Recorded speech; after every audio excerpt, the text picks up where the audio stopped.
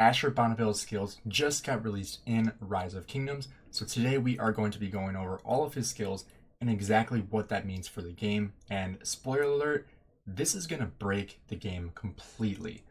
So first of all, if you guys are new here, this is Gainz Gaming. We make Rise of Kingdoms content, so make sure you like and subscribe to the video. But Ashurbanipal is the new archer rallying commander that will be coming into game very, very soon, winnable through the Mightiest Governor. He is an archer, conquering, and skill commander. So Ashurbanipal and Hermann Prime will be coming out together at the same time.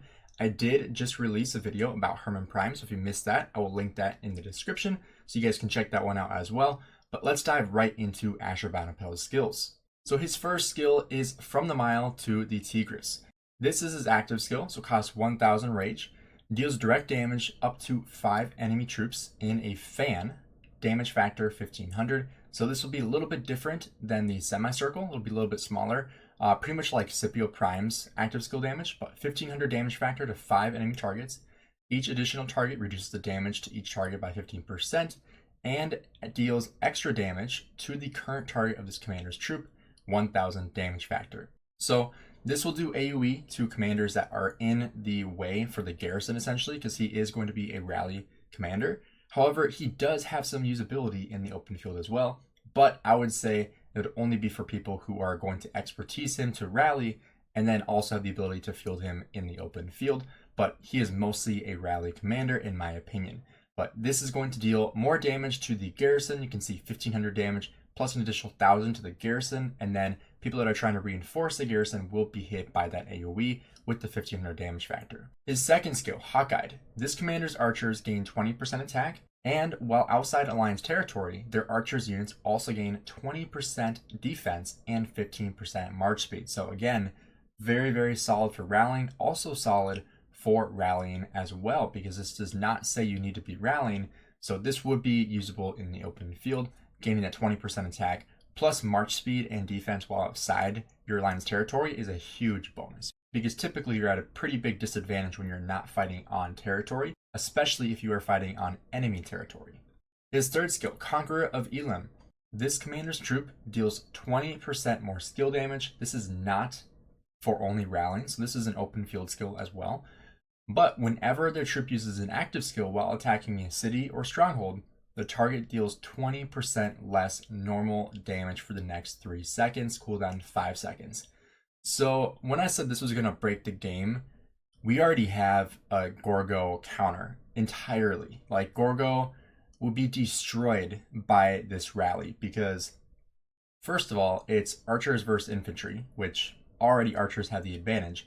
But on top of that, dealing 20% less normal attack damage for Gorgo is like reducing skill damage for, for any other skill damage commander. Like, that is absolutely insane to reduce the damage by 20%. So if they're using a Gorgo as the garrison and you rally with Ashurbanipal, it is just going to destroy that garrison, because every time you use an active skill, you're going to reduce their normal attack damage by 20%. That's just absolutely insane. Now his fourth skill, Chosen of Ashur. This commander's troop takes 15% less normal damage. Again, huge counter to the new smite damage, which is normal damage. Again, huge counter to Gorgo. And if this commander is leading a rally attack, whenever their rallied army deals direct damage, has a 50% chance to gain a 3% bonus to skill damage dealt for 10 seconds. And get this effect can stack up to 10 times, and its duration is reset every time it gains another stack.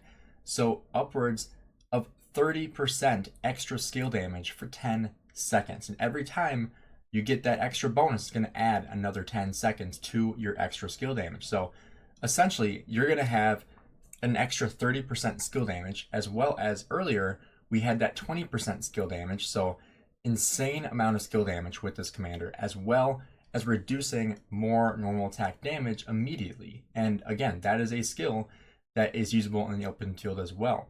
And one interesting thing about Ashurbanipal is that every single skill, even the ones that are specific to rallying, still have a skill for the open field.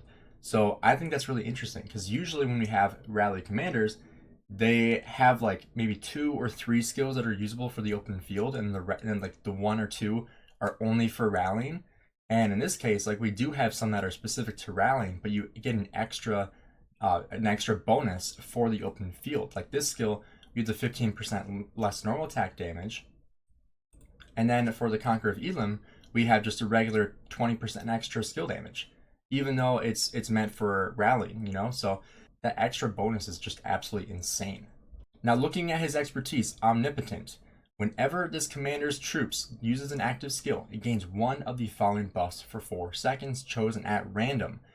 So this is kind of interesting. I don't know if we've really seen this before, but archer units in the troop gain 30% attack, or 30% health, or 30% defense, or the troop deals 20% more normal attack damage, or the troop deals 20% more skill damage.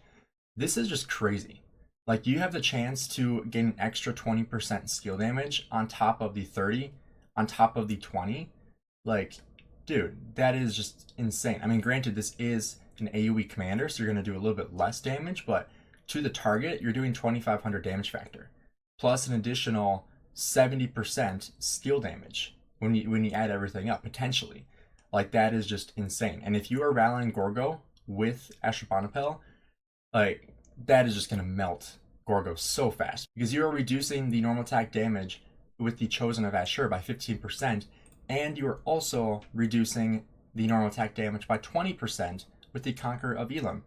This is just absolutely insane. Like, I feel bad for infantry mains that are using Gorgo, because, you know, I mean, we've been using Gorgo for, you know, we haven't had a ton of garrisoning in this KVK, but most of the rallies that we are doing are against a Gorgo primary, and you know, she does normal attack damage because she does smite damage, and you know, this is basically a direct counter to Gorgo. And you know, I'll show you. I guess I have to go to my farm account real quick.